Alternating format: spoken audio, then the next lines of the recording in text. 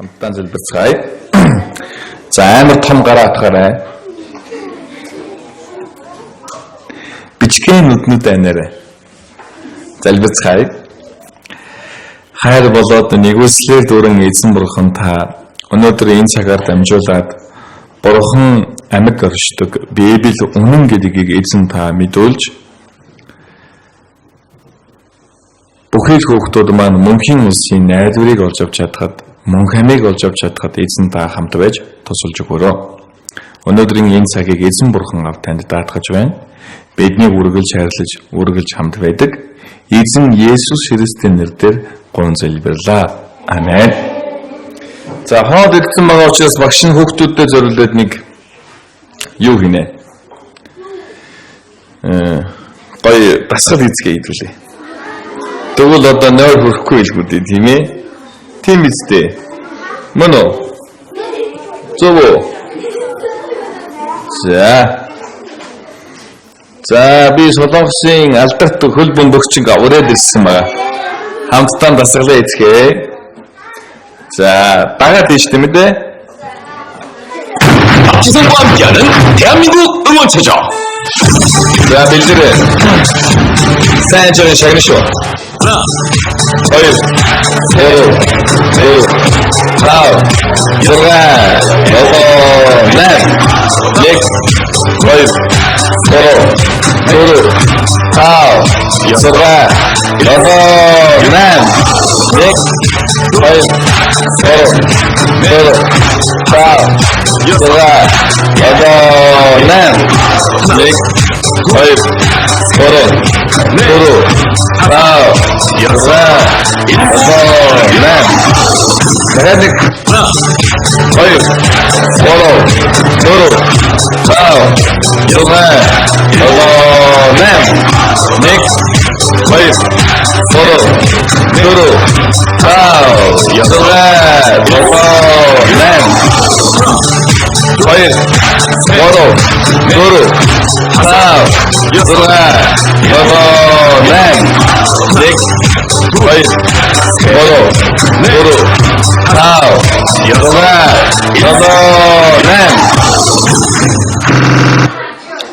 За суудлаа суугаарай.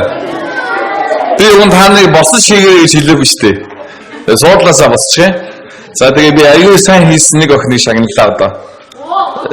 Тэн сууж байгаа манай ягаан цамцтай өөрөө чинь нийлж чинь. Тий гараад ирээ багш та. Хэн блэ нэр нь? Мөнгөлөг шүдэл ямар гоё юм.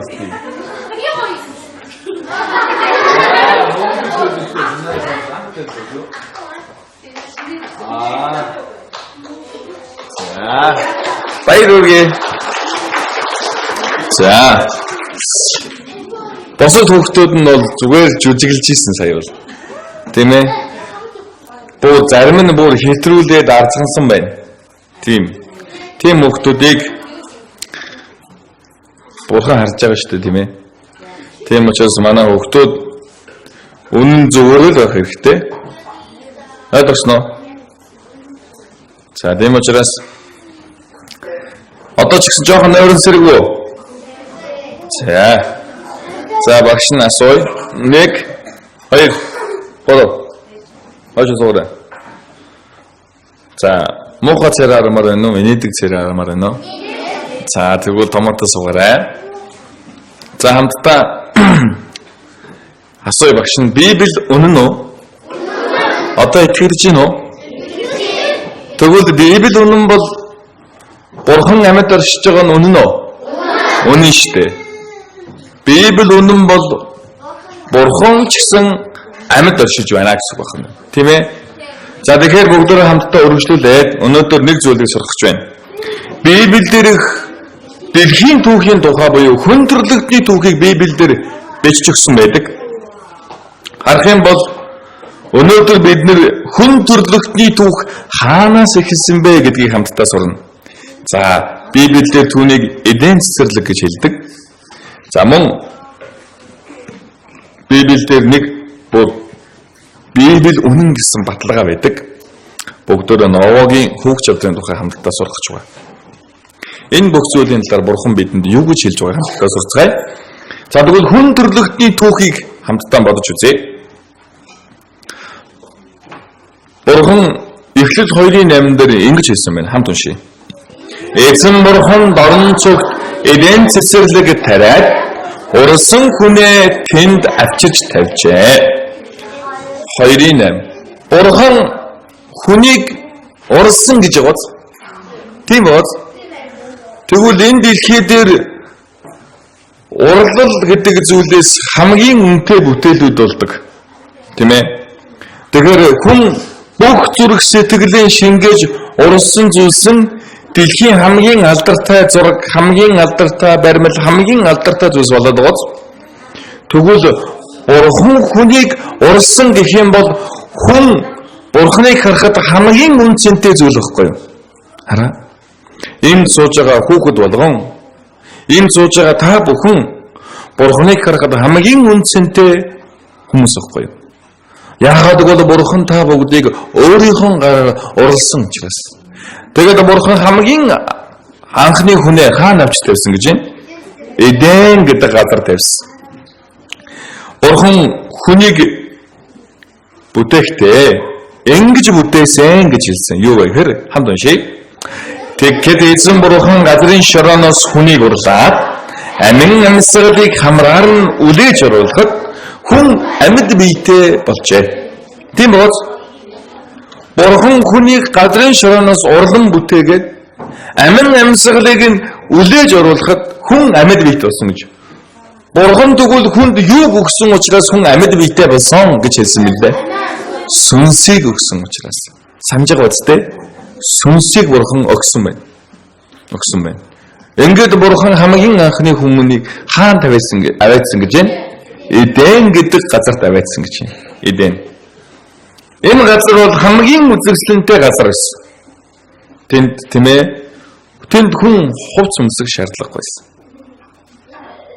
Одоо одохгүй хэлж өгч байна. Сайн сансараа. Тэгээд Бурхан тэнд хүнийг хаанаар аваачин тавьсан.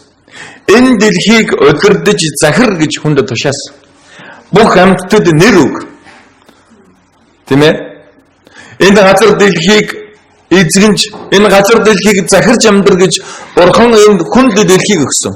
Тийм учраас яагаад вэ гэдэг асуултуудын хариулт одоо гарч ирж байгаа юм. Юу вэ гэхээр ингэж байгаа юм. Гэхдээ яагаад нохоо гэд нэрлэлсэн юм болоо? Гэдэг хариулт нь Бурхан хамгийн анхны хоёр хүн болох Адам Ева хоёрыг аваач тавих тэр үед Адам Ева хоёр бүх амьтдад нэр өгдөг. Тийм ээ? Нохоог бол нохоо, сармагчанг, анаашаар, гахаагаар бүтээсэн байна. Одоо ингэсэн мэт шүү дээ. Одоо ингээ харж ирснаа л ингээл харсан чинь тийм ээ? Жохоо ийм өндөр хөвгтэй юм. Анааш гэж нэрлэчихье гээл. Ингээл амьтдыг тухайн зүсээр нь харж байгаа л нэрлэлсэн байна. Яг л дүнтэй адилхан тийм ээ. Тэгээд Бурхан Адам Ева хоёрыг Эден цэцэрлэгийг захиран амьдар гэтэл Бурхан тэнд нэг зүйлийг тушаасан. 1 2 3. Юу ч битгий орлоо. Цаасаа тавь. Юм бичгөө. За. Тэр оноо цууж байгаа хүмүүсийн ажил нэг багш сонсчих. Энэ хэсэг жоохон төсгөд гэдэг юм. За тэгэхээр Бурхан нэгэн модыг бүтээгээд тэр модонд тийм ээ юу өгсөн бэ гэхээр жимсийг бүтээгээд амийн модноос ирж болохгүй гэдэг тушаасан байна. Бурхан та нар тэр модноос идсэн, тэр жимснээс идсэн тэр өдөртөө та нар зайшгүй өгөх болно гэдгийг анхааруулж сануулж хэлсэн байна. Адам Ева хоёрт. Гэтэл Адам Ева хоёрыг хуурахаар тийм ээ бозор сүнс сатан гарч ирээд тийм ээ та ерөөсөө тэр жимснээс идээд үхэхгүй гэж хуурам мэхлээд Адам Ева хоёрыг жимс идүүлчихсэн. Бурханы тушаалыг зөрчиж байгаа. Тийм учраас Эзекиэл 18-ын дээр юм уу хамт уншийе. Нүглийг үлдэх чинь ам өөхөх болно. гэмнүглийг үйлдэгчийн амин нөхөх болно гэж хэлж байгаас юу нөхөж байгаа вэ гэвэл сүнс нь нөхөж байгаа. Бурхантай харилцах харилцаанд байсан тэр сүнс нь өгчөж байгаа байхгүй юу? Бурханы тушаалсан тушаалыг зөрчсөн учраас дуулууртай байгаагүй учраас гэсэн үг. Тэгвэл дуулуургүй байна гэдэг чинь гэмнүгэл. Тушаалыг зөрчинө гэдэг чинь гэмнүгэл байхгүй. Ингээд энэ хоёр гэмнүгэл хийсэн учраас Бурхан Адам Ева хоёрыг дуудсан байна. Адамаа гэж дуудсан байна. Чи хаана байна? Адамаа гэж дуудсан байна. Гэтэл Адам тэр үед айсандаа нуугдаад тийм ээ. Бурхан минь ээ. Таны тушааж өгсөн тушаалын дагуу би байгаагүй. Харин би таны идэж болохгүй гэсэн тэрхүү амийн модны жимснээс эдсэн учраас. Тэгээд Бурхан Адам Ева хоёрын тэр хийсэн гим нүглийг нь уучлахын тулд тэр гим нүглийг нь халахлж өгөхийн тулд Бурхан нэгэн тийм ээ амтан буюу хоргыг авчираад тэр хоёрын гим нүглийг нь далдалж нүцгэн байсан Адам Ева хоёрын ичгүрийг нь арьсан дээр хийж өмсөхөд Эденээс гарган явуулдаг байна. Эден гэдэг цэцэрлэгээс Бурхан гарган явуулсан байна. Яагаад вэ? Тушаалын зөрчсөн амийн модын цагдалт нь юу байсан бэ гэвэл тийм ээ мөнх амийн мод байсан баг. Хэрвээ түүнээс хүн идчих юм бол өгөхгүй болчихно гэд Бурхан Эденээс Адам Ева хоёрыг гаргасан. Тэр хоёрын хийсэн тэр хоёр урд нь нүцгэн байсан гэсэн тийм ээ хүмүүс. Тэгэхэд хүмүүс бие биенээсээ ичдэггүй байсан байх нь. Ичгүртэй гэдэг зүйл ерөөсөө байдаггүй. Гэмнүгэл гэдэг зүйл байхгүйсэн учраас хүн бие биенээсээ ичдэггүй байж. Гэтэл бозор сүнс хуураад тэр хоёрын амьсгал болох сүнсийг үхүүлээд гэм нүглийг үйлдүүлсэн учраас хүн өөрсдийгөө нүцгэн байгаагаа мэдэж нүдэн нэгдсэн байна. Тэгээд тэр хоёрын ичгүрээ халгалахын тулд инжирийн модноор бэлхэм чигээд өмсдөл өнөөдөр навчаар хувцсийгээд өмсвөл маргааш өглөө хатаал унна тийм ээ. Тийм учраас өөрсдийн аргаараа хийж чадахгүй учраас Бурхан тэр хоёрын өмнөөс нэгэн амьтныг залаад түүний арьсаар тэр хоёрт арьсан дээл хийж өмсгөөд гэм нүглийг нь халахлж өгөөд тэр хоёрыг Эденээс гаргаж явуулсан байна. За ингээд цаашаа тийм ээ Эхлэл 2:10 дээр юм гэж хамт уншия. Эденээс гарсан нэгэн мөрөн тэр цэцэрлэгийг усалдаг бөгөөд тэндээс 4 салаа их авчээ. Өөний Эхлэл гэдгийн гэтлэл гэвчсэн байна шүү дээ тийм ээ. За Эхлэл 2:10 дээр гарч байгаа. Эденээс гарсан нэгэн мөрөн гэж байгаа. Тэнд Эденд нэгэн мөрөн урсдаг байсан. Тэндээс 4 мөрөн салаа аван урсдаг байж. Эхний мөрнийх нь нэр нь Пишон, хоёр дахь мөрнийх нь нэр нь Гихон, гурав дахь мөрнийх нь нэр нь Тэгэр, дөрөв дахь мөрнийх нь нэр нь Ефрат аж. Ефрат. За тэгвэл хүүхдүүдээ эртний хүн төрлөختний түүх үйсэн газар Эден гэсэн. Тэнд нь 4 мөрөн урсаж байсан гэж юм. Хэрвээ энэ дэлхийн газрын зураг дээрээс энэ үнэн байх юм бол энэ 4 мөрөн урсаж байх ёстой тийм ээ. Тэгвэл энэ 4 мөрөн энэ дэлхийн хаа нэг газартай байх ёстой үстэй. Гэтэл газрын зураг дээрээс хайгаад үзсэн чинь одоо 2 мөрөн урсаж байна. Нөгөө Библиэлд бичигдсэн дагуу Тэгэр, Ефрат. Эден цэцэрлэгийн байршлыг энэ газар гэж хэлж болно. Юу байгвал Ирак, Иран, Сауди Араб, Эмират энэ улсыг тийм ээ энэ ойрох дорнодын газар буюу Персийн болонгийн энэ газрыг эртний Бурханы хүн төрлөختний түүхийг эхлүүлсэн Эден цэцэрлэг гэж ойлгож болно. Тэгээд төгтөл хэрвээ үнэн байх юм бол тийм ээ нөгөө 2 мөрөн олдох ёстой үстэй. Одоо үлдсэн 2 мөрөн нь сая бол бид нар 3 дахь болох 4 дахь мөрнийг орлоо. Тэгэр, Ефрат. Одоо тэгвэл ямар 2 мөрөн байхгүй вэ? Пишон, Гихон 2 байхгүй. Гэтэл үүнийг судалгаа хийсэн байна эрдэмтэд. Сансраа схемээр дагуулаас хайгаад үзсэн байна. Энэ 9 зүйлийн доор юу байна гэдэг. Судалгаа хийгээд 9 зүйлийн доороос одоогийн байдлаар янз янзын зүйлсийг илрүүлж байгаа тийм ээ. Пирамид ч гарч ирсэн, эртний хаадуудын бус ч гэсэн олдож байгаа. За тэр хүүхдийн хамраас цус гарч байна. Хамраас нь цус гарч байна. Тий. За наашаараа тэр цус гарчийг одоо удахгүй тогтчих байлгүй. За бүгдөө наашаа хичээлд анхаарай. За. Тэгээд судалгаа хийсэн чинь тийм ээ газрын дороос эден цэцэрлэгийг оллоо гэсэн тийм ээ нөгөө үлдсэн хоёр мөрнийг нь илрүүлээ гэсэн тийм ээ газрын зургийн олдор болцсон байна. За харах юм бол цэнхрээр усж байгаа нь Тигр, шараар усж байгаа нь Ефрат, шаргалаар усж байгаа нь Пишон. За наадлын нэг ягаан өнгөөр усж байгаа нь болохоор Гихон болж байгаа. Энэ хоёр мөрн нь одоо хаана байсан бэ гэвэл 9 цөлийн доор байсан гэдгийг олж нээсэн байна. Ингэж энэ хизээвэр бол 1983 онд тийм ээ Америкийн сансрын Колумб гэдэг хиймэл дагуулаар 9 цөлийн гүнийн зургийг дараад үзсэн чинь тэр доор маш олон гол урсаж байсан гэсэн тийм ээ улмөр олдож эхэлсэн байна. Хаанаас вэ? 9 цөлийн дороос. Ийм цөлийн дороос нөгөө эртний эдэний урсаж байсан Пишон Гихон мөрний улмөр олдлоо гэж дэлхийн нийтлэлээр зарлж байна. Хардаа. Ийм цөл дороос ийм амьтны зураг олддог. Энэ цөлд анааш амьдрах боломжтой юу? Цөлд анааш амьдрах боломжтой юу? Боломжгүй шүү дээ. Цөлд бас заан амьдрах боломжтой юу? Боломжгүй. Энэ болохоор тийм ээ эртний сүг зургууд. Цөлд эрт дээр үе хүмүүс ан гөрөөж амьдарч байсан гэдэг уулмөр. Бүр хараа эрт дээр үед цөлийн газраас олдсон завин дээр хүн явж байгааз үгүй энэ цөлд зав байх боломжтой юу? Тэгвэл эн чинь одоо ямар учиртай зураг вэ гэвэл тайлбарлах ганц цорын зарга нь эрт дээр үед бурхны айлсан эден цэцэрлэг байсан гэдэг улам өөр баримт нь олдож байгаа.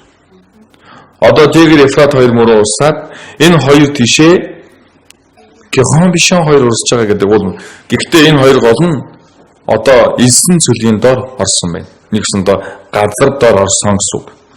Тэгвэл энэ үг маань ингэж хэлж байгаа юм. Хамтдаа Эзекиэл 31:18-ыг уншийе. Эдний моддын дундаас алдар агуу байдлаараа чи алин тань тийм адил вэ? Гэсэн чи эдний моддын хамт газрын дор унагаагдах болон Эзекиэл 31:18. Газрын дор унагаагдах болно гэсэн бөгөөд тэгвэл газрын доороос эдний модод хамт дарагдсан гэсэн үг байхгүй нөгөө хоёр мөрн нь ан амьтад бүх зүйлтэй дарагдсан гэсэн үг. Тэгвэл газрын доороос олдсон байна уу? Сая 9 цөлийн доороос зургийн дараад үзсэн чинь юу олдсон бэ? Гол урсаж байсан гэсэн улмөр олсноо. Би сая та бүхэнд харуулсан шүү дээ. 1 2 3 тэгээд хамаг амьтад модод бүгд газрын дор унгаагдаг гэж хэлсэн үгийнхаа дагуу газрын дор унгагдсан. Тэгвэл хүүхдүүдээ тийм ээ нэг агшинд маш олон амьтад маш олон модод газрын дор унгагдаад дээрээс нь тийм ээ шороогоор дарах юм бол газрын гүний халуун даралт халуун тэгээ дээрээс нь агаарын даралт хоёр дараад тэнд ялзмаг гэдэг зүйл үүсээд ямар ч агаар, ямар ч чиг, ямар ч гэрэл орохгүй байх юм бол тэнд юу болдог вэ? Нефт үүсдэг. Нефт үүсдэг. Нэг өсөндөө газрын тос. За 1 2 жоохон түүх яриад ирэхээр хүмүүс нойр мөрөд идэг юм. За гэтэл тэр газраа хаваас тийм ээ юу болдоод байгаа вэ гэхээр дэлхийн нийтийн тийм ээ нефт олборлолт олбогдож байна. Одоо дэлхийн газрын тосны 66% нь Тигр Ефрат мөрөн буюу эрт дээр үеийн эден цэцэрлэг байсан тэр газраас олдож байгаа юм. Тэгвэл энэ нь яагаад олдож байгааг бол Библиэлд бичигдсэн үгийн дагуу Бурхан хүн төрлөختний түүхийг эден гэдэг газраас эхлүүлсэн гэдгийн уул мөр баримт нь энэ байж байгаа юм. Энэ газраас маш ихээр газрын тос олборлогдож байгаа.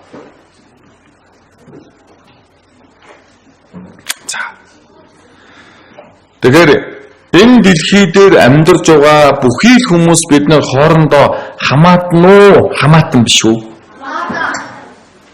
Яаж хамаатан болж байгаа юм? Та нар багштайгаа хамаатан юм уу?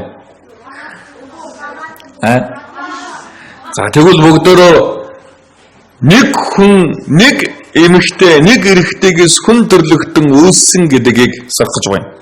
Одоо харъя хамтдаа Үйлс 17-гийн 26 хамт уншъя. Бурхан газрын цээжээр амьдруулахаар нэгнээс хүмүүн төрлөختний үндэстэн бүрийг бүтээжээ. Бурхан газрын цээжээр амьдруулахаар нэгнээс гэж байгаа. Бурхан хамгийн анхны хүн Адам Ева хоёроос энэ дэлхий дээр амьдарч байгаа бүх хүмүүсийг үүсгэсэн гэж хэлж байгаа юм. Түүнээс хүн бол сармагчнаас үүсээгүй. Сармагчнаас үүсээгүй. 1 2 3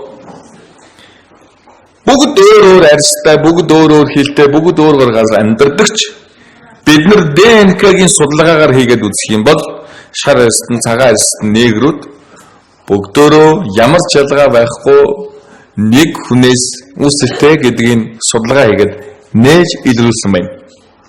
Тэгэхээр бид нар чинь тийм ээ өвөөгийн гэл дээшээ явах юм бол хүний тоо ихсэхгүй багасах уу? Багасна шүү дээ. Тэгээд явсаар байтал хамгийн анхны хүн хэн дээр очих вэ? Адам, Ева хоёр дээр очиж байгаа. Адам гэдэг үг нь эрэгтэй хүн байхгүй. Ева гэдэг нь эмэгтэй хүн байхгүй. Ойлгосноо?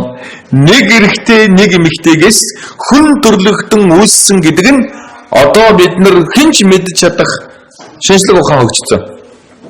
Тэгэхээр 5000-аас 2000 жилийн өмнө амьдарч байсан нэг хүн болох Адам Ева хоёроос бүх хүн төрлөختөн үүссэн гэдэг нь батлагдсан. Тэгээд хувьслын онол гэдэг зүйл бол одоо үгсэн байна. Бид сармагчингаас үүссэн үү? Тэгж итгэдэг хүүхэд байна уу? Байхгүй. Дэлхийн хаяндаа дэлбэрч бий болсон уу? Их төсрэлтийн онолоор үгүй. Бид нар одоо хүртэл тийм ээ зарим нь мэдэхгүйгээр сармагчингаас үүссэн гэж хувьслын онолд нүдэ таглуулаад, шихэн таглуулаад амаа бариулаад явж байсан тийм ээ. Одоо бид нар Библийг судлах юм бол хүн хизээч сармагчнаас үүсэх боломжгүй. Тэгвэл манай өвөө сармагчин байх ёстой ч дээ. Манай эмээ сармагчин болох ёстой ч дээ. Тэгвэл одоо хүн яагаад сармагчин болохгүй юм? Хүн хүнээрээ сармагчин амтнараа л байдаг. Тийм биз? Тийм учраас энэ газар дээр хувьслын онол гэдэг зүйл маань худлаа болсон. 1 2 3. Тийм учраас эртний эдийн засаг олдсон гэдэг би та нарт бичлэг үзүүлье. Хараарай. За. Цөлн өргөн удам намгүн. Мөнх чанар жоохон чангалах уу? Энэ газрын юу ч өөрчлөгдөхгүй мэт санагдаж байна уу? Энэхүү элсэн дорно. Гайхамшигт нууц хадгалагдж байна. 1981 онд Колумбийн сансар судлалын төв 225 км өндроос энэхүү цөлийн онцгой нэгэн зургийг авчээ. Түүний үр дүн үнэхээр гайхалтай байсан юм. Тийш гадаргуутай зэлүүд элсэн цөлийг илрүүлэх ёстой байхад уул, гол, горих, хөндөй, толгод байгааг олж илрүүлсэн юм. Элсэн цөлөөс хэдэн метрийн дор нууцлагдсан байсан ертөнцийн уудам ногоон бэлчээр болохыг нээн илрүүлсэн юм.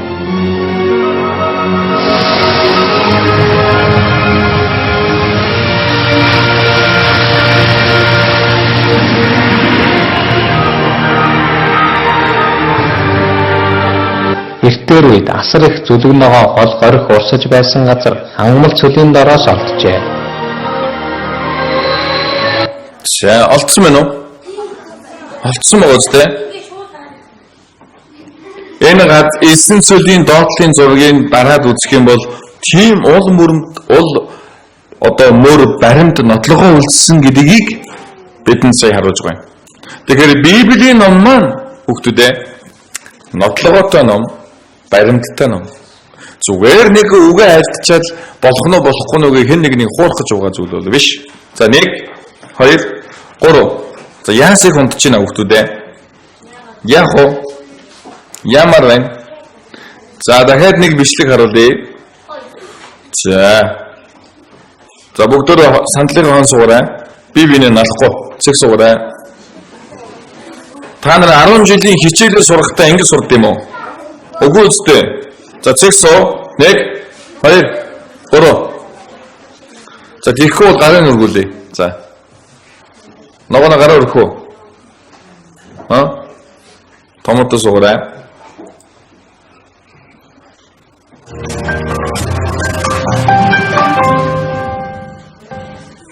비션 바 이화물이 원물로 비선과 기용강의 흔적인가?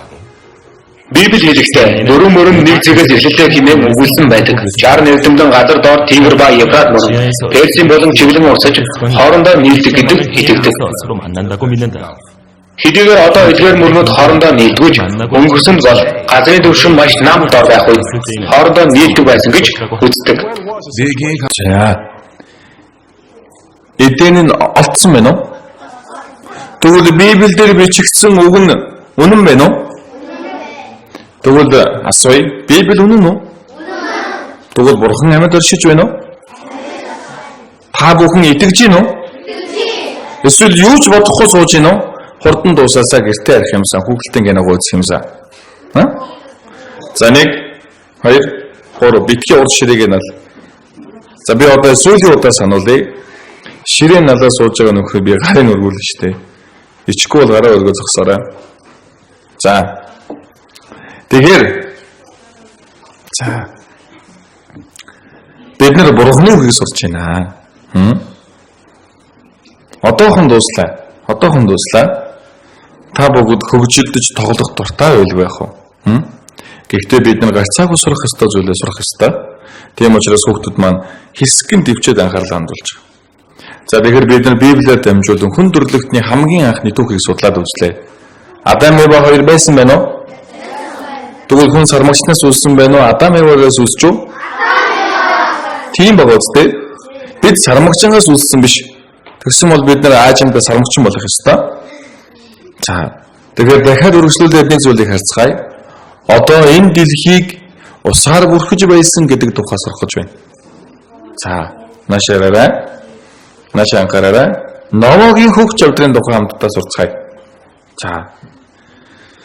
Бурхан Адам Ева хоёроор дамжуулаад энэ дэлхийд үлжирч оршилж энэ дэлхийг дүүрэг гэж тушаасан. Гэтэл хүмүүс маш олон болон үржиж олшрон олон болсон. Гэтэл түүнд Адам Ева хоёрын хүү Каин Абель гэдэг хоёр хүү байсан. Нэг нь тариачин, нэг нь хончин. Энэ бүгдөө Эхлэл номон дээр гарч байгаа. Энэ хоёр хамгийн анхныхаа тийм ээ 11-ийг буюу өргөлийг бурхан давчран өгсөн байна. Абель болохоор хончин байсан учраас хамгийн анхныхаа төлийг хургийг эзэнд өргөсөн байна. Харин Каин болохоор хожим нь гарсан тийм ээ өр тарианыхаа анхны дээжийг бурхан давчран өргөсөн байна хоёлоо.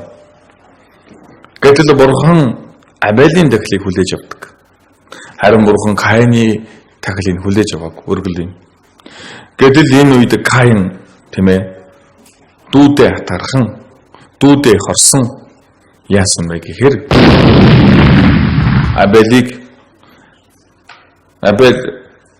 Каин Абелийг чулуугаар зохиод алчихдаг. Ингээд энэ газар дээр юу үүссэн бэ гэвэл хүн төрлөختний гим нүгэл гэдэг зүйл ашигч эхэлж байгаа. Ингээд хүмүүс энэ цагаас эхлүүлэн Библиэлд хамгийн анхны алалгын гим нүгэл нь гарч байгаа. Ингээд хүн төрлөختөнд дэр жигтэй гим нүглээр дүүрч байгаа. Худлаа ярьж, хулаагаа хийж, бие бинийгээ зодож, дээрлэхэж хорон муу зүйлсийг хүмүүс үлдэж эхэлсэн. Харин тэр үед Бурханы өмнө зөвхт амьдарч байсан нэг хүн байсан.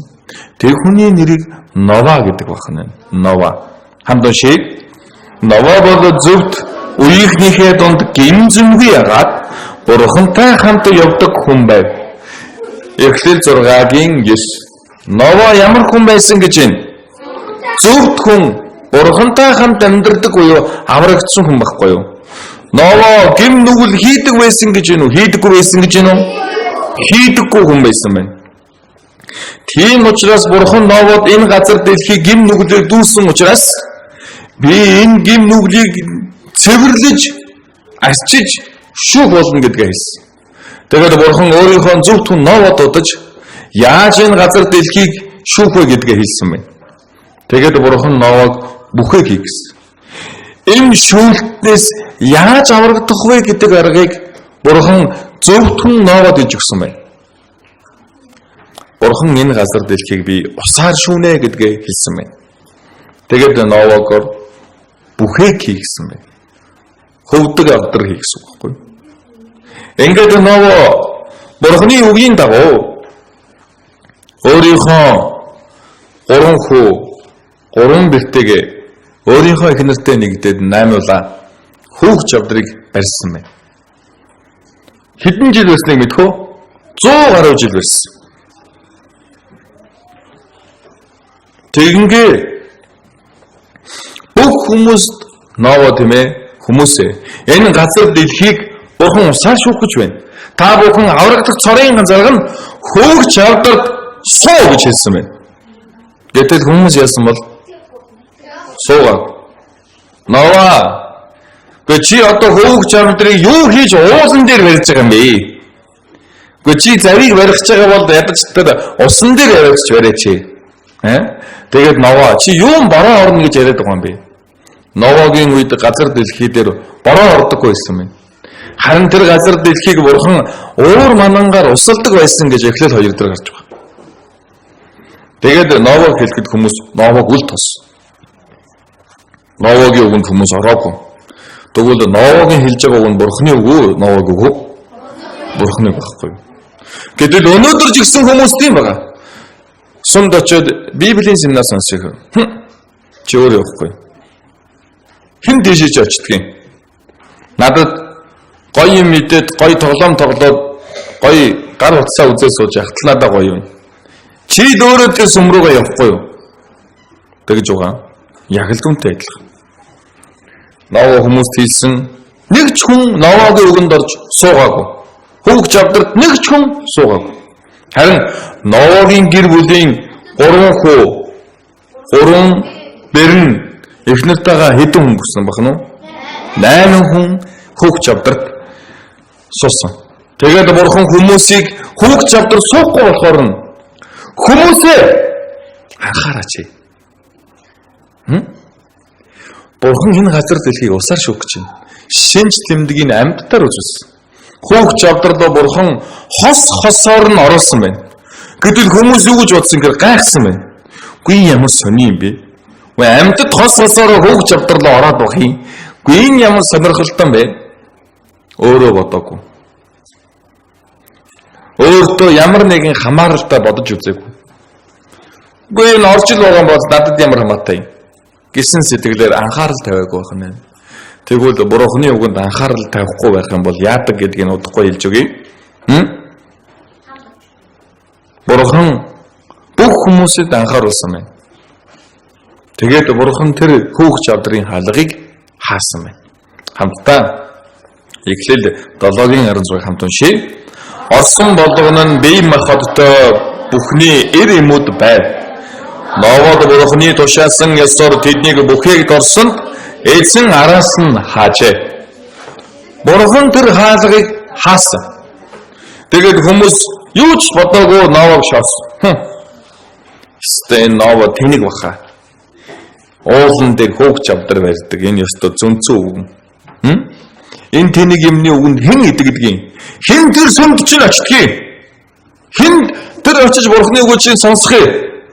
Би лав ингэн гэсэн тэр нөхдөлд эхлээд энэ хүмүүс инээсэн. Би наа үгийг чинь сонсохгүй. Би наа сүмд чинь ч очихгүй. Тэгээд инээж амьдарч чадах болов насан туршдаа. Бурханы үгийг сонсохгүйгээд уурлаад явлаач гэсэн насан туршдаа Бурханы өмнө инээж амьдарч чадах болов чаддаггүй хүн. Тийм учраас тэр үед бороо орж эхэлсэн. Хүмүүс эхлээд гайхсан. Хөөе бороо гинүү? Дээрээс ус тусаад байна. Хүмүүс гайхсан байна.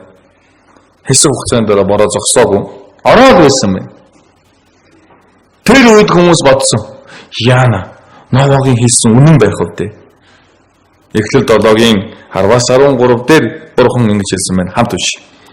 Тэгээд 7 хоногийн дараа дэлхийд үерийн ус бов.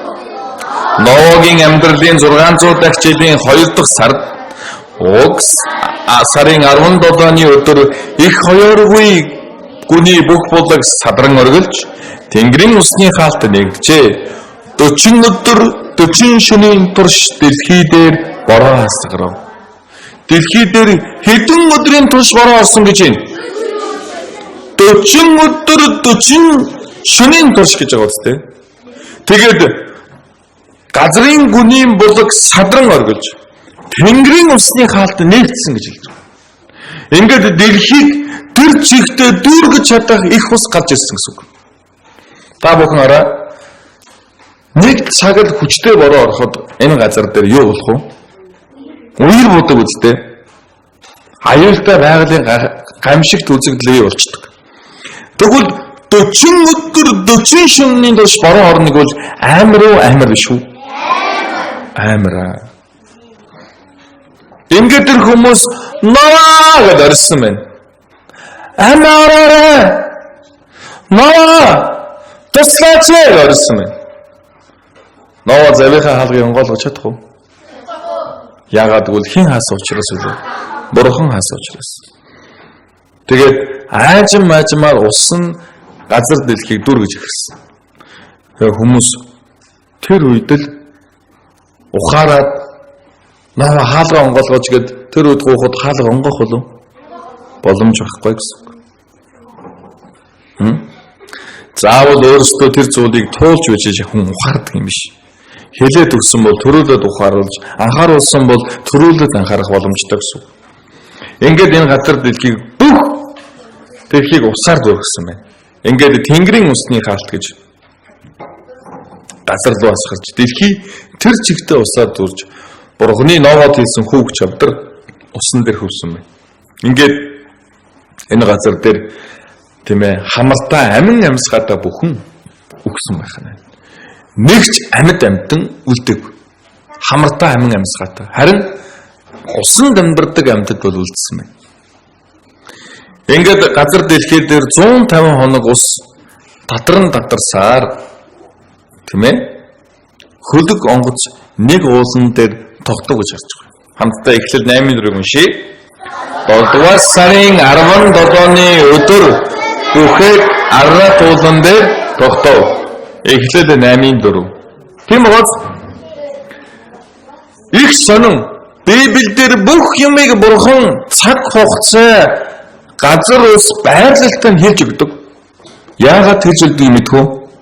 Чиг сугарай. За, сайн байна. Бурхан яагаад хэлж өгдгийг мэдхүү? Итгүүлэхийн тулд хэлж байгаа. Хэрвээ Библиэлд Аррат уулан дээр хөлөг онгоц тогтсон гэж явах юм бол хөлөг онгоц Аррат уулан дээр байж явах ёстой юу? Үгүй юу? Тэгвэл энэ газрын аль нэг газараас Аррат уул олдох ёстой тийм ээ? Мөн үү? Үгүй юу? Тийм үү? Үгүй юу?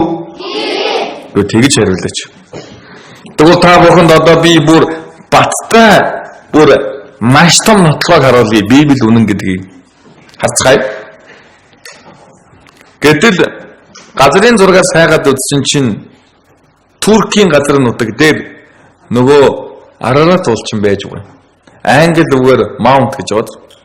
Юу гэсэн үг вэ? Уул гэсэн үг шүү дээ. Дэлхийн газрын зураг дээр Арарат уул гэдэг зүйл байж байна. Нөгөө Арарат уулчин тэнд байж байгаа. Тэгтэл бүр хаа байсан 1974 онд хүртэл Ноагийн хүүг чавдар Арарат уулан мөсөн дунд байна гэдгийг нээж илрүүлсэн байна. Сонин боос. Ингээд түүнээс хойш одоо хүртэл бүх эрдэмтэд бүх хүмүүс Арарат уулан дээр судалгаа хийгээд тэндээс Ноагийн хүүг чавдрыг олсон. Одоо Арарат уулан дээр Ноагийн хүүг чавдар байгаа. Мөсөн дотор байна. Хамгийн сүүлд Хонконг, Турк, Нидерландын 3 улсын эрдэмтэд хамтдаа нэгдээд Арарат уул руу 2010 онд авирсан 4 сард. Тэгэд очсон чинь Арарат ууланд хөөг чавдрыг илрүүлээд бүр дотор нь орсон. Хардаа би одоо харуулах чинь. Дотор нь орсон. Энэ хөөг чавдар дотор орсон байгаа үстэй. Орсон мэн үү? Одоо хараарай. Энэ бол амьтны бүх тэжээл бүх зүйл энэ бүр хүн хувцастах орж байгаа. Гэхдээ энэ мөсөн дотор мод байж байгаа байхгүй.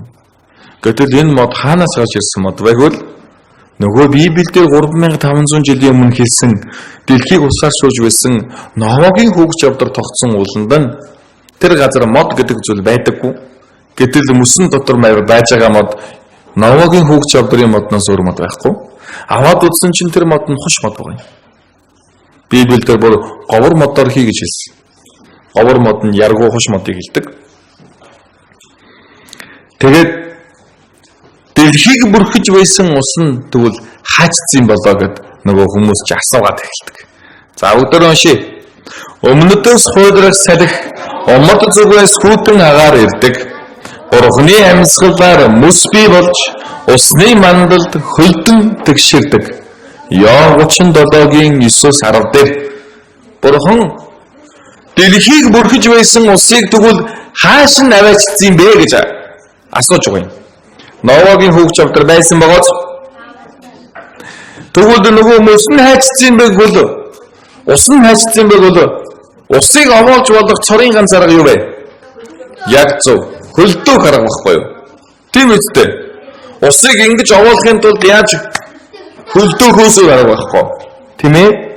Ингээд Бурхан Йов номон дээр мөс яаж бий болсныг хэлсэн байна. Бурханы амьсгалснаар мөс бий болж усны мандал дээр хөлдөн тэгширдэг.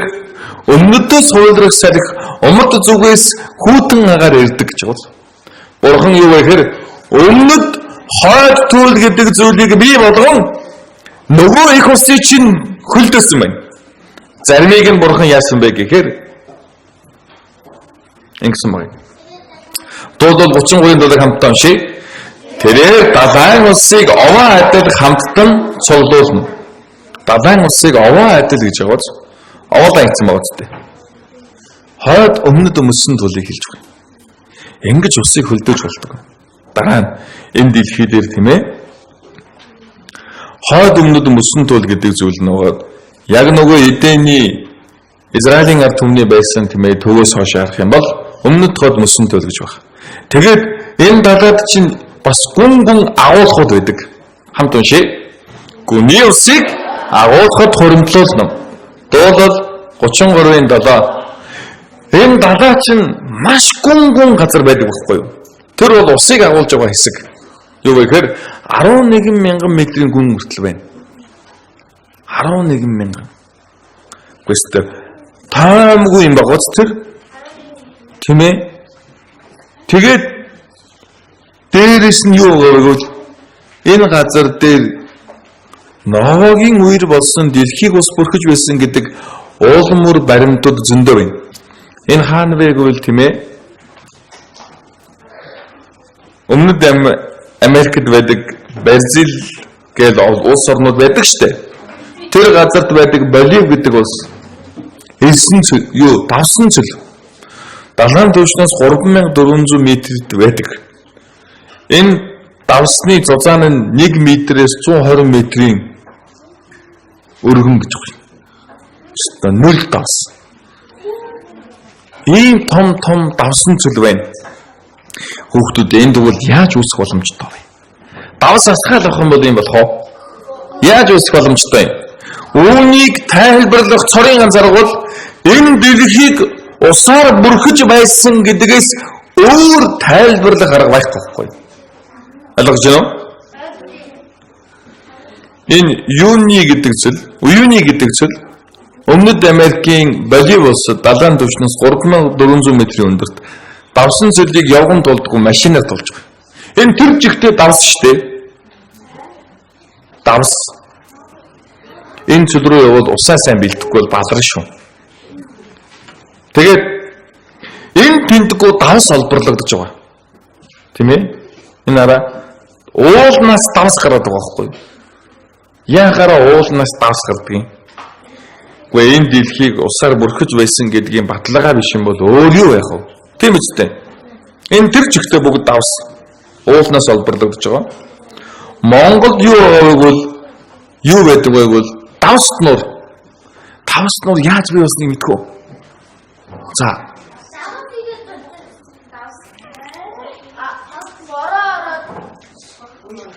Нороо орохоор давсахгүй. Тэгээр үүсдэг нуур. За яг уу манай хэн блэ? Төвшин зэгийн бодлоор бол яг ингэж болох юм тий. Гэхдээ судлаад үзэх юм бол тэр их ус руу хичнээн их давс хийж давстай болох бай. Дэлхийн бүх давсыг авчирч хийж давстай болох бах тийм ээ. Насаараа зогож давстай болгож чадахгүй. Тэгвэл яаж давсан нуур үүсэж байгааг бол дэлхийг Ноагийн ус бүрхээд ус татрахта хотгор буюу энэ хөнгөр газарт нь ус тогтож үлдээд тэр үлдсэн газарт нь юу үүсэж байгааг бол давсан нуурууд, давсан хөндий тийм ээ давснууд бий болж байгаа байхгүй. Ойлгосноо? Энэ давстай буюу хужиртай нур Монголд зөндөө. Энэ бүх зүйл нь яаж тайлбарлагддаг вэ гэх юм бол Ноагийн үеэр бий болсон гэдгийг хэлж байгаа юм. Энэ дэлхий дээр. Хүүхдүүдээ тэгвэл үнэн байна уу? Энэ бүх зүйл Библиэлд бичигдсийн дагуу үнэн байна уу? Хотлаа байна уу? Үнэн ба үстэй? Үнэн байна. Үнэн. Одоо та бүхэн итгэж гин үү? Тэгвэл багш нь асууя. Библи үнэн үү? Бурхан амьд оршиж гин үү? Та нар сая Бурханы үгийг үнэн гэдгийг харав уу? Энэ үгийн дагуу бичигдсэн бүх зүйл нь биелэгдэж юу? Батлагыг нь харав уу? За тэгэхээр одоо нэг зүйл харна. За нашираарай. За одоогийн тэнгэр газар нь тэгвэл юунд хүлээлгдэж байгаа вэ гэдгийг Библийн номон дээр ингэж хэлсэн байна. Харагдаж байна уу та бүхэнд? Хамт уншия. Энэ үед дэлхий усан галалт устгагдсан аж. Харин өнөөгийн тэнгэр ба газар нь түүний үгээр байгаа бөгөөд галдаж зориулагдсан байна. 2 дугаар Петрийн 3:6-аас 7. Тэгвэл эртдээр үед Ноагийн үеэр дэлхийг бурхан шүүрсэн бол машаарай. Өнөөгийн бидний амьдарч байгаа энэ газрыг бурхан Библиэлд галаар шүүнэ гэж хэлчихсэн. Тэгвэл одоо бид нэр энэ шүүлтнээс аврагдах хэрэгтэй үстэй. Тийм үгүй юу? Тийм учраас бид нэр одооноос ахуулаад ухаантай байх хэрэгтэй гэсэн үг байна. Хүүхдүүдээ хардаа нэг юм хэлж өгье багш нь. За наашаарай. 1 2 За хардаа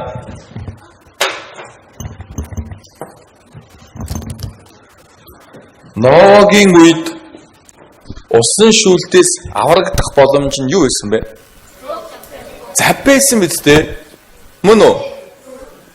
Энэ хөөгч авдар цуух юм бол бүх хүмүүс яах байсан бэ? Аврагдах ёстой байсан тийм ээ? Тийм үү?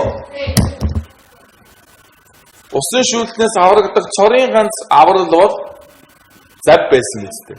Тийм биз дээ? Энэ шүүлтнээс аврагдах боломж нь Бурхан энэ дэлхий дээр гэм нүгэл гэдэг зүйлийг үзэн яддаг учраас Бурхан гмийг яадаг вэ? Шүүдэг бахан. Тийм учраас Бурхан Ноагийн үед усаа шүүсэн бол өнөөдөр энэ дэлхийг Бурхан юугаар шүүнэ гэж байна? Галаа шүүх гэж байна. Галаа шүүнэ гэж.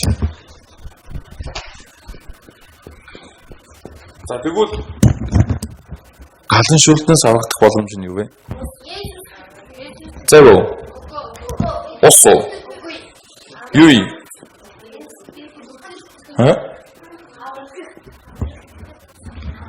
Галнаас аврагдах завийг хэлж өгөх багш нь. За сайн сонсоорой. Төмрөн зав. Ухаантай ярьж чинь тийм ээ. Бид нар Есүс гэсэн завинд сууж байж ижил бид нар энэ галан шүүлтээс яах юм? Аврагдах боломжтой гэсэн үг байхгүй юу? Ойлгосноо? Ноагийн үед хүмүүс уснаас аврагдахын тулд хөөгч авдаг цуусан биз дээ. Бурхны тушааж өгсөн завинд суусан хүмүүс л амьд үлдсэн. Тэгвэл одоо энэ галан шүүлтээс аврагдах боломж нь Есүст итгэж байж иж. Есүс гэсэн завинд сууж ижил бид нар Энэ галан шүүлтнээс аврагдах боломжтой байхгүй юу? Тийм учраас хүүхдүүдийг энэ шүүлтнээс аврагдах хэрэгтэй гэдгийг хэлж байгаа. Ойлгосноо?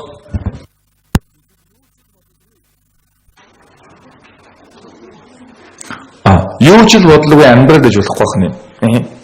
Зүгээр л хичээл амарчсан юм чинь гээл тоглоол зүгээр хичээл амарчсан юм чинь гээл өмүүлээл 1 2 3 сайн сонсож байгаа хүүхдүүдийг би маргааш шагна.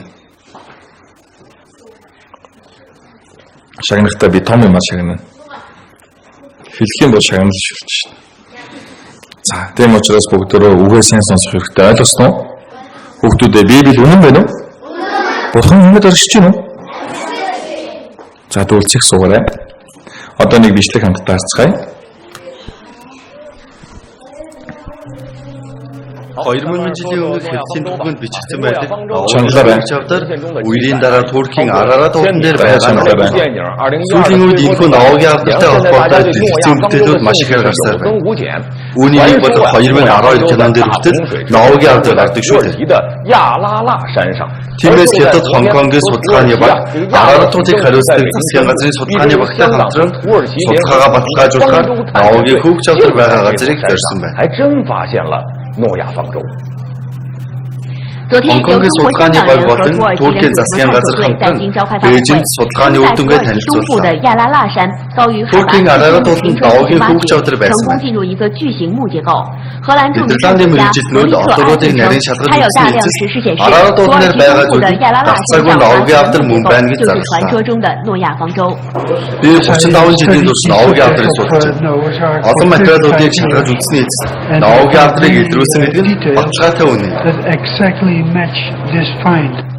Арарат уулын температур маш бага байдаг учраас өсөөр хучигдсан ба жирийн хүн 3000 м-с дээш авиран гарахад маш хэцүү.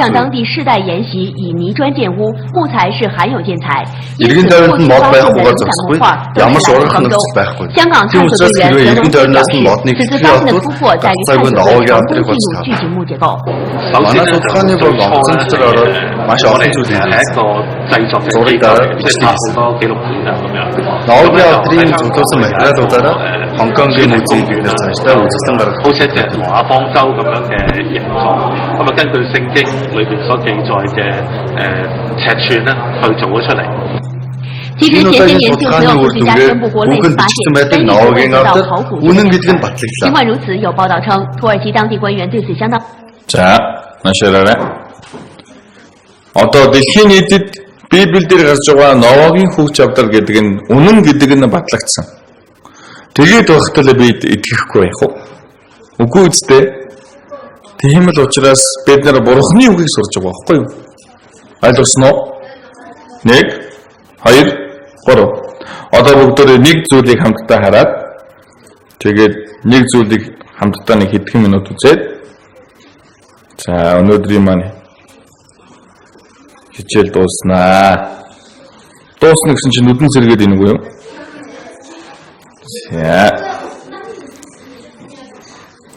За бүгдөө багш руу гараарай.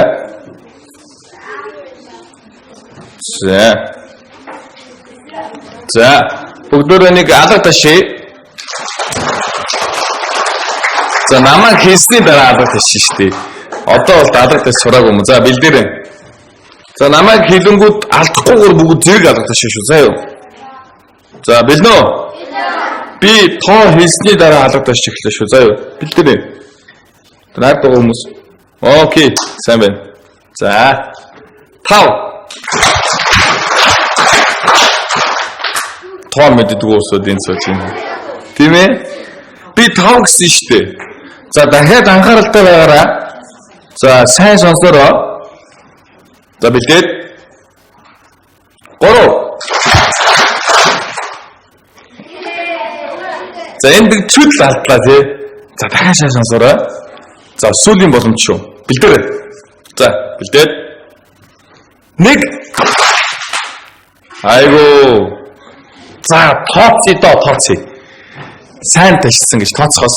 Уг нь бол маш сайн сонслоо тийм ээ. Одоо жоохон ч гэсэн нойрон сэргүү. За наашаарай. Одоо бүгдөө нэг улсын тухай болгонохон харах гэж байгаа юм. За энэ бол Израиль улсын тог байгаач. Израиль улс Монголоос бол нэлийн хол. Нөгөө Библиэд сурсан Арарат бол Эден цэцэрлэгийн чинь цаана байж байгаа үстэй. Яг л Библиэлд бичээстэй нөгөө нэг яма бид нар судлаа явуулвал Арарат бол байна уу тэнд? Тэрний доохонд бол Эден цэцэрлэг олдсон уу? Одоо бид нар Израиль улсын түүхийн тухай эхлүүлэх гэж байна. Наашаараа 1 2 3. За түрүүлж хариулахгүй ойлгосноо? Тэгэхээр Израиль улс хаана байдаг вэ? Дэлхийн төвд оршдог үндэстэн. Яг тэр хүүсэнд нь огоц дэлхий гэж үзэх юм бол төвд нь Израильчууд байгаа юм. Бурхан Израиль улсыг яагаад сонгосон бэ? Хамтдаа харцгаая. Бурхан Израиль улсыг сонгосон ухаантай, мөнгө олгохтой сайн, дайн ихтэй улс үндэстэн болгож сонгосон байна. Тэгээд Израиль бол Израиль улсын онцлог нь их сонин. Бурхан сонгосон учраас их ухаантай хүмүүс. Дэлхийн хамгийн ухаантай хүмүүс Израильчууд байдаг. Тэгээд үнэхээр ухаантай учраас мөнгийг маш хурдан сайн олдог. Тэгээд үргэлж дайн ихтэй байдаг газар бол Израиль улс. За харъя. Тэгвэл сонгосон шалтгаан нь юу юм бэ? Наашаараа 1 2 3. Бурханыг гэрчлэхийн тулд, Библийг бичүүлэхийн тулд, дээрээс нь Есүсийг энэ газар дээр мэдлүүлэхийн тулд Бурхан Израиль гэдэг улсыг сонгосон юм. Тэгэхээр Израиль улс бол Бурханыг гэрчилдэг үндэстэн гэсэн үг. За 1 2 3. За наашаараа Исая 43:10 дээр ингэдэг. Бурхан та нар бол миний гэрчлэр гэж хэлж байгаа. Тэгээд би та нарыг сонгосон юм гэж нэгдэр нь хэлдэг. Бурханы сонгосон ард түмэн Израиль улс.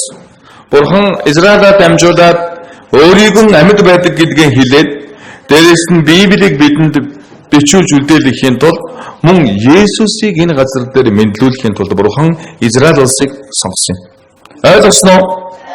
За, наашаараа.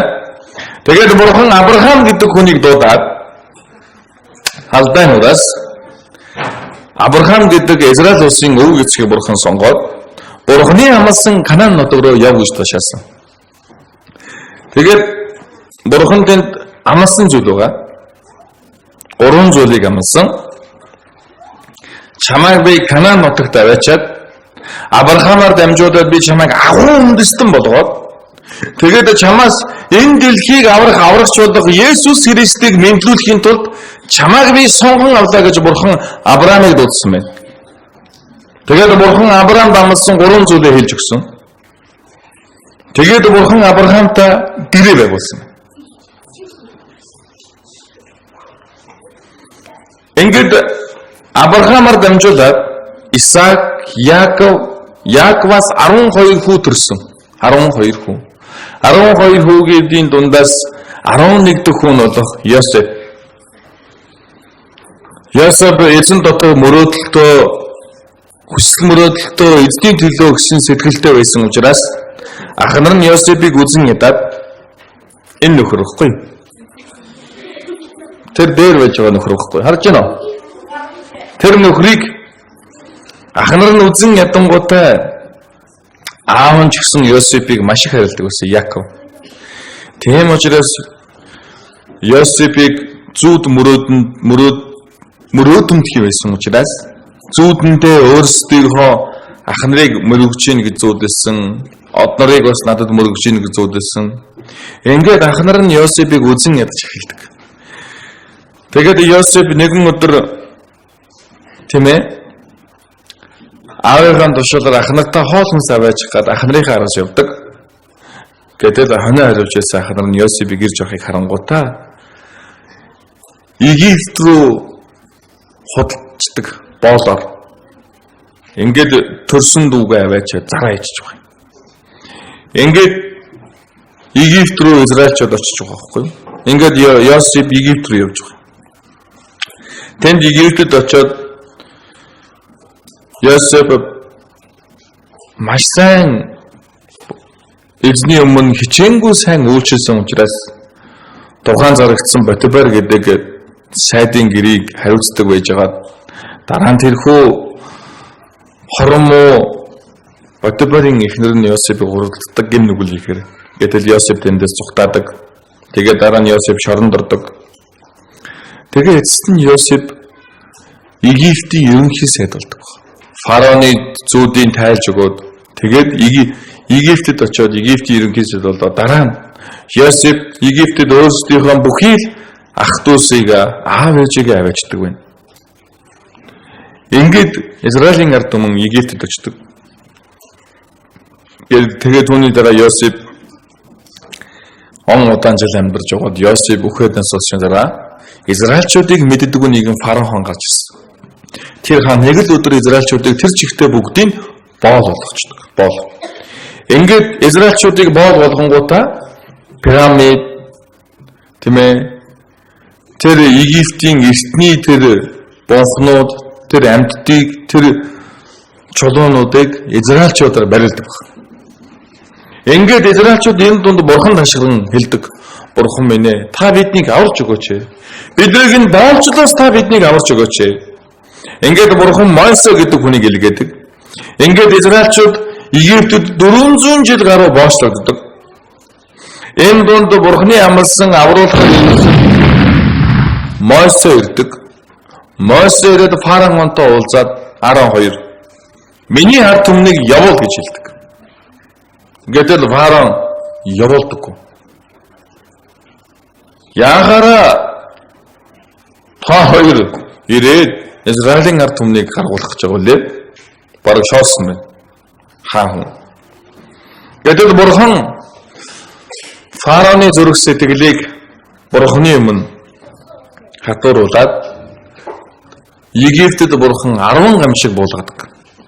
Эхний гамшиг нь цус, дараагийн гамшиг нь мэлхий, тэгээд бөөс, тэгээд царцаа, тэгээд тахал, тэгээд бүр яар шархаг өгөөд дараа нь мөндрийг буулгаад, дараа нь ялааг буулгаад, тэгээд аимшигт харанхууг буулгаад, эцэст нь бурхан ууган хүүгийн өхүүлэх аимшигт гамшигыг зөвхөн Египтийн газар нутаг дээр буулгадаг. Ингэж. Ингээд багтал тийм ээ бууж өгөөг. Эцэст нь фараон ууган хүүгээ алддаг. Харин Израилийн ард түмэнд бурхан юу гэж хэлдэг байвал гэрийнхаа тотог болоод баганд цус төрөх. Тэгэх юм бол та нарын дээгүүр энэ аимшигт сүрэл өнгөрөх болно. Ингээд дээгүүр өнгөрөх буюу алгасал баяр гэж хэлсэн байна. Ингээд Израилийн ард түмнээс нэгч ууган хүүхэд нь үхээгүй. Харин Израилийн ард түмэн ууган хүүгээ амьд авч үлдээгээд харин Египтэд байсан бүх ууган хүүнүүд нь бүгд үхсэн байна. Бүр мал амьтнаас ахуулаад хүний бүх ууган хүү. Бурхны тушааснаар та нар нэгэн хурганы цусыг тотог хатавчандаа төрөх гэж хэлсэн. Энэ маань Есүсийг зөвнөн хэлдэг.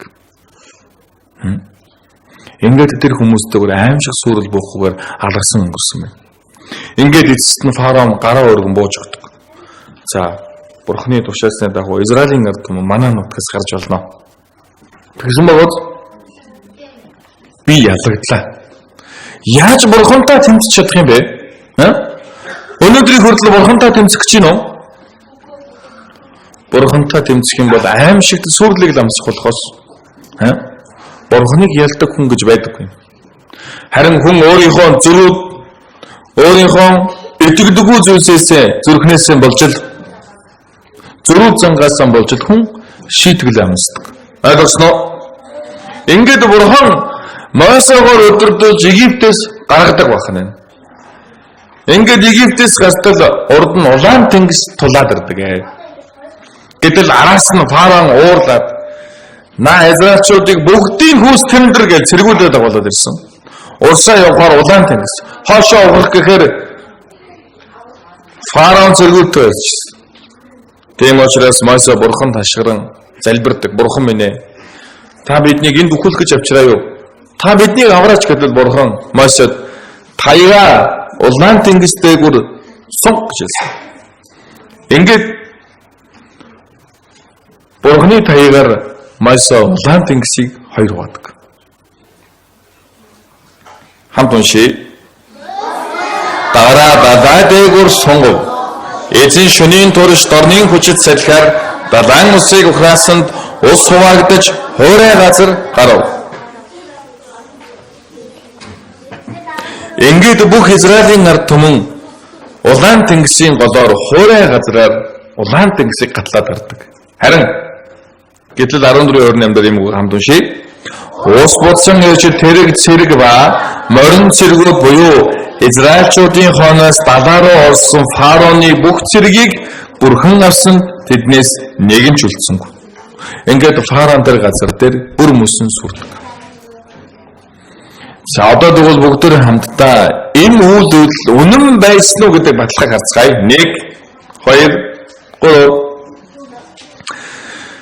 Гэтэл Израильд Египтэд очих юм бол Египтийн музейд эртний 25 фараон хааны зандашуулсан шарил байж байгаа.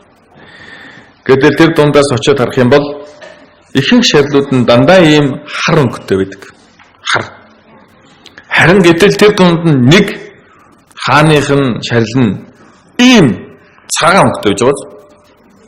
Тэгээд үүнийг судлаад үзтэл энэ хааны нэр нь Мэрний Батах гэдэг нэртэй. Ихэвчлэн хатаасан шарил нь тод улаан хүрэн байдаг бол харин Мэрний Батах гэдэг энэ хааных нь шарил нь цагаан өнгөтэй гэж байна. Тэгээ нүүр нь их мөрийсэн, хөмсгөн унсан, чих ба хөлний ургуудыг загас идсэн, биеийн давсаар бүрхэгдсэн учраас цагаан байсан байна. Энэ хаан баггүй. Энэ одоо ч гэсэн Израиль байж байгаа. Тийм үү? Тэгээд Израилийн ард түмний гаталсан газар нь энэ бай. Харж байна уу бүхэн? Харж байгаа үү? Египтээс гараад энд ирсэн байж байгаа. Энд. За, тийм үү? Энэ газар ирсэн, энэ газар. Энэ газараас улаан тэнгисийг гатлан гарч байгаа. Хамтдаа харъя. Энэ газрыг болохоор Ньюваб гэдэг байгаа. Энэ газрын нэр нь. Энэ газраар Израилийн ард түмэн гатлан гарсан. Яг энэ газраар. Гэтэл энэ газарт энэ очиод судлаад үзсэн чинь энэ газрын ус нь тийм ээ энэ газар ихгүй юу? Тогтцсон их сонин. Энэ газрын яг гатлсан газар нь гүйхэн хоёр талдаа гүнзгий. Бурхан яг гүйхэн хэсгээр нь гатлуулан гаргасан юм. Үүнийг бурхан хийхгүй бол хүн хийж чадах болов? Чадахгүй үстэй. Хүн тэр далайн усыг хаана гүйхэн хаана гүнзгийг мэдэж чадах уу? Чадахгүй шүү. Бурхан ингэж Израилийн ард түмнийг аварсан юм. Тэгээд тэр улаан тэнгист очиод үзэх юм бол одоо ч гэсэн эртний Египтийн морин тэрэгнийхэн дугуйнууд, цэргийн хувцснууд нь бүх зүйлс тэндээс олдож байна. Хамтдаа энэ бичлэгийг харцгаая. 2000 оны хавар робот камер улаан тэнгист анх удаага орлоо.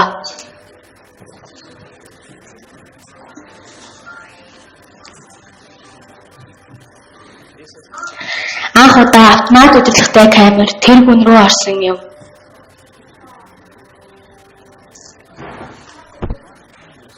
Автомат удирдлагатай камерын тусламжтайгаар шүрээр бүрхэгдсэн орчин үеийн хэлбэр дүрстэй зүйлсийг илрүүлв.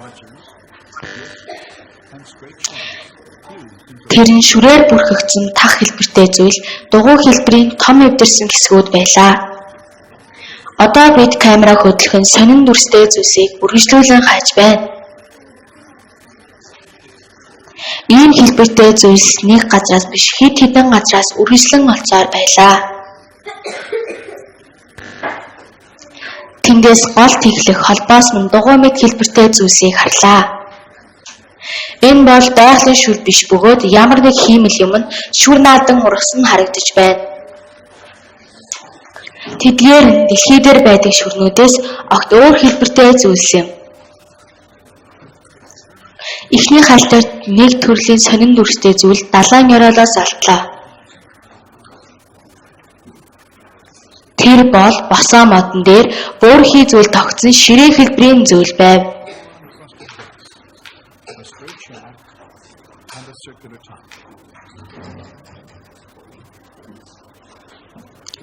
Тэр нь 90 градусын тодорхой өнцгтэй буюу дугуйн гол төмөр ба дугуй хоорондын өнцөг байлаа. Та бүхэн ч гэсэн янз бүрийн хэлбэрийн байгалийн шүр ба хүний бүтээсэн зүйлдер ургасан шүрийн ялгааг мэдэх байхаа.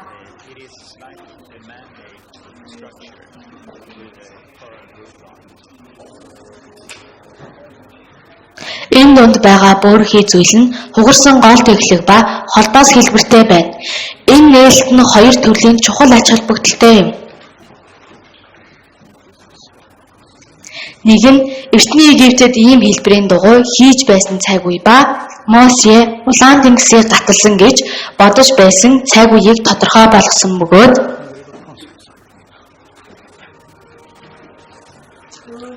өөр бас нэг нь Библийн хичээлээр таарч улаан тэнгисийн үйл явдлыг гэрчилж буй хамгийн сүүлийн үеийн нээлт юм. За. Тэгвэл яг л Библиэлд бичигдсэний дагуу бүх үйл явдал нь болсон байна уу? Одоо ч гэсэн улаан тэнгист байгаа бүх л уулмөр баримтууд нь олдож байна. Хүүхдүүдээ Библи гэдэг ном чинь өөрөө нотлохоо тоном баггүй. Библиэд нэг ч худал зүйл оршдоггүй. Яагаад вэ? Хэний ном учраас үлээ? Бурханы ном учраас. За. Тэгвэл багш нас уу Тэнгэр газрыг бурхан бүтээсэн үү? Эдийн олдсон уу? Ноагийн хөвч авдрыг харав уу? Улаан тэнгисийн голоор нь хонооч уу? Тэгвэл Библи үнэн үү? Библи үнэн биз дээ? Тэгвэл Библи үнэн бол бурхан амьд оршиж байгаа юу? Амьд оршиж байгаа. Та бүхэн итгэж гин үү? Бид нар үүнд итгэх хэрэгтэй. Та бүгдийг зүгээр нэг хий хоосон зүйлд итгүүлэх гэж байгаа юм биш. Библи үнэн учраас, бурханы үг учраас та бүгдийг итгэх гэж хэлж байгаа.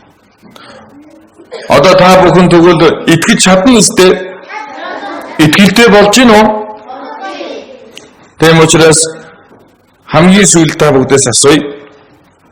Библи үнэн үү? Үнэн. Бурхан амьд оршиж гин үү? За. Өнөөдрийн семинарыг энэ хүртэл заагаад дуусгая.